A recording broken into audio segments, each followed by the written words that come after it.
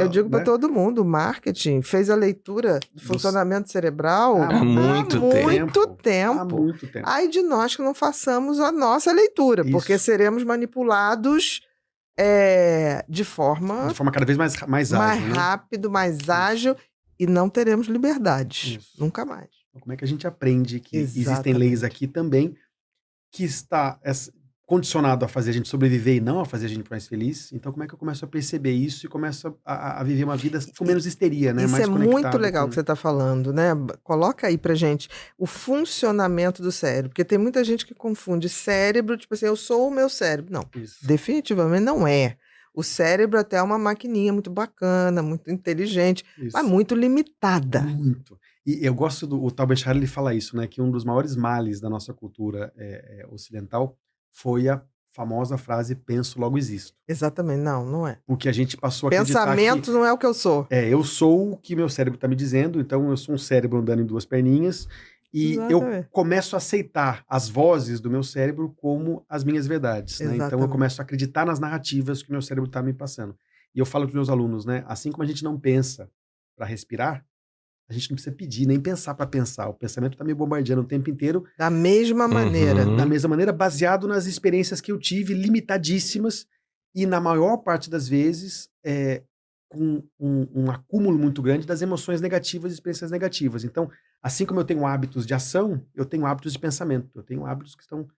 um dos grandes desafios é como é que você vive a vida. E o próprio Martin Seligman, no último encontro que teve agora em Vancouver, ele fala isso, que uma vida mais feliz é uma vida onde você aprende a disputar com mais atenção a sua própria narrativa. Exatamente. Então, eu preciso começar a ouvir meu cérebro, dar um apelido para ele. Cérebro, obrigado pela informação que você me deu. Eu não sou capaz desse desafio. Obrigado pela informação, você está querendo me proteger. Isso é importante, eu gostei do que você me disse, mas deixa eu ver, teve alguma vez que eu fui capaz de fazer alguma coisa? Esse projeto é importante para mim? Vale a pena eu tentar e me arriscar? E se eu cair, eu tenho força suficiente para levantar depois? Então, disputar nossa própria narrativa é algo fundamental. Não, e questioná-la, né? Isso. Por exemplo, dentro da psiquiatria, a gente vê isso nítido no auge. Eu diria que a questão que fica muito clara é isso: paciente com transtorno obsessivo compulsivo, TOC.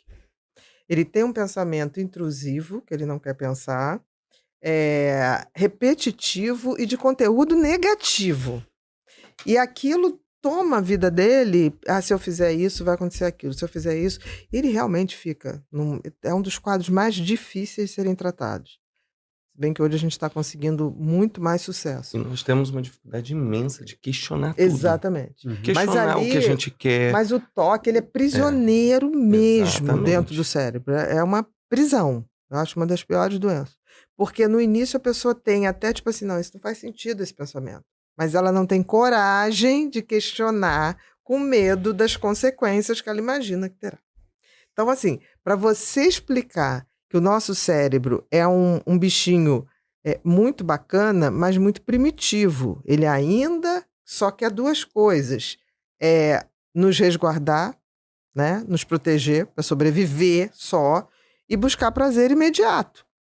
Então, assim, se a gente deixar o nosso cérebro sozinho, ele vai só ter medo, ansiedade e vícios. Literalmente. Entendeu? Exatamente. Ou a gente entende isso e assume, começa a negociar ali e entender, e uma coisa que eu digo assim, a gente não é o que a gente pensa, a gente é o que a gente faz, e a gente é mais do que isso.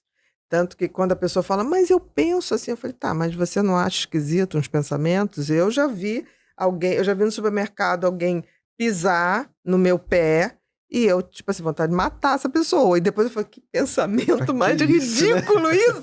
Então, eu sou essa pessoa que analiso de fora essa máquina. Exatamente. Né? Eu brinco que é o drone, né?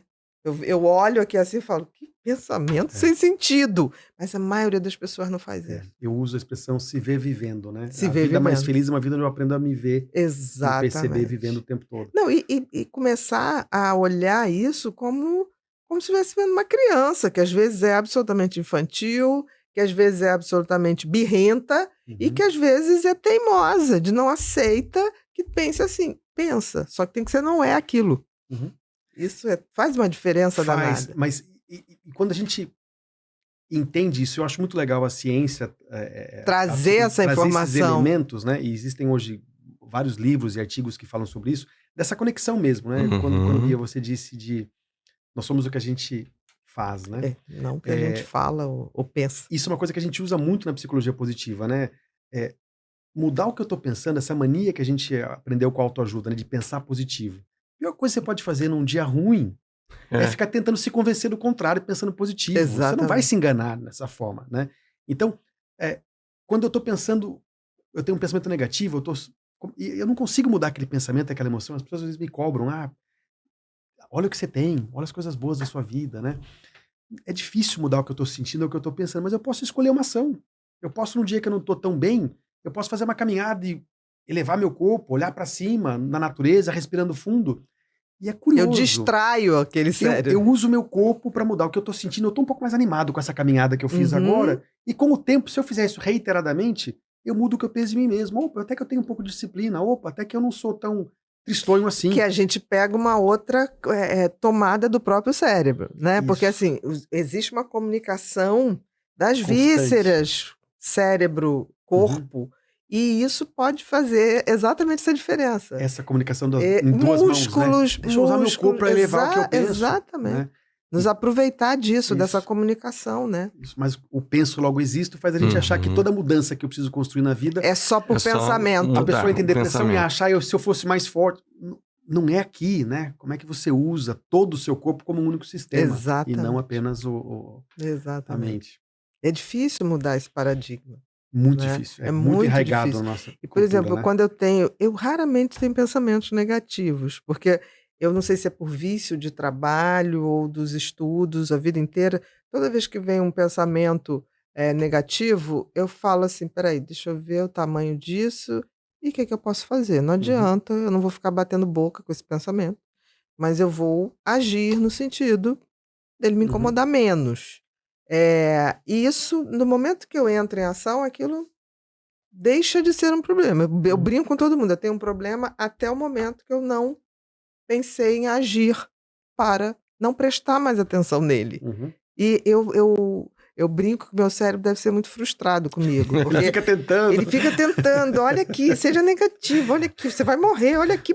Isso pode dar errado. E eu falo assim, faz parte da vida. Eu falo assim mesmo, tudo passa, inclusive eu. Isso. Então eu só quero que a morte me chegue, eu estando bem. Então esquece que você não vai me deixar mal, porque eu acredito que a gente morre como a gente vive. Se eu estiver vivendo bem, eu vou morrer bem. Isso. Então, isso para mim é uma coisa muito automática. Bia, e é muito bonito ver você falando, porque não é uma atitude de estar o tempo inteiro em confronto com o cérebro. Não brigo com ele. Tá tudo bem, obrigado por me avisar. Eu sei que você quer me proteger. Exatamente. Eu não preciso disso agora, tá tudo bem. Às vezes eu olho pro meu cérebro e falo assim, ai meu Deus, é uma criança. Aí eu fico lá, fica calmo, fica tranquilo, tá? Eu entendo seus medos, eu entendo seus receios, mas assim, você vai crescer.